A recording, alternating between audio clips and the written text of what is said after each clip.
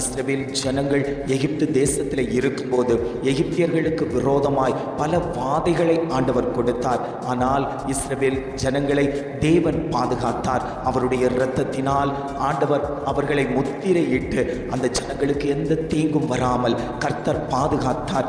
எகிப்து தேசத்தில் கூக்குரல் வந்தது, ஆனால் இஸ்ரவேல் ஜனங்கள் பாதுகாக்கப்பட்டார்களே. ஆனால் எந்த கூக்குரலும் அவர்களுக்கு விரோதமாய் வராதபடிக்கு கர்த்தர் அந்த இடத்துல பாதுகாத்தாரே. ஆனால் ஆண்டவர் இன்றைக்கு உங்களை பார்த்து சொல்கிறார், எந்த வாதைகளும் உன் கூடாரத்திற்குள் வருவதில்லை, எந்த பலவீன கட்டுகளும் உன் கூடாரத்துக்குள் வருவதில்லை, எந்த விதமான காரியங்களும் உன் கூடாரத்துக்குள் வருவதில்லை, துஷ்ட ஆமானிய சக்திகள் உன் கூடாரத்துக்குள் வருவதில்லை, மாந்திரீக கட்டுகள் உன் கூடாரத்துக்குள் வருவதில்லை, பில்லி சூனியத்தின் ஆவிகள் உன் கூடாரத்துக்குள் வருவதில்லை, இருளின் அந்தகாரங்கள் உன் கூடாரத்துக்குள் வருவதில்லை.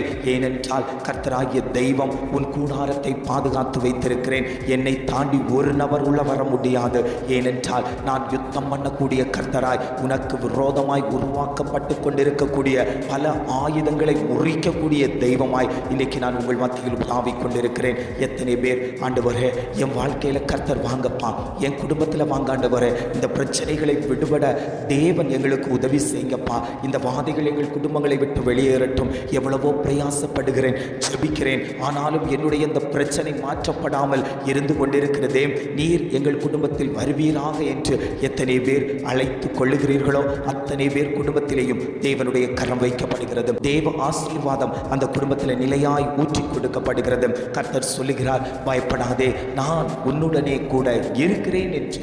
ஆவியானவர் இன்றைக்கு ஒவ்வொரு குடும்பங்களையும் பார்த்து அவர் வாக்கு கொடுத்து கொண்டிருக்கிறார்.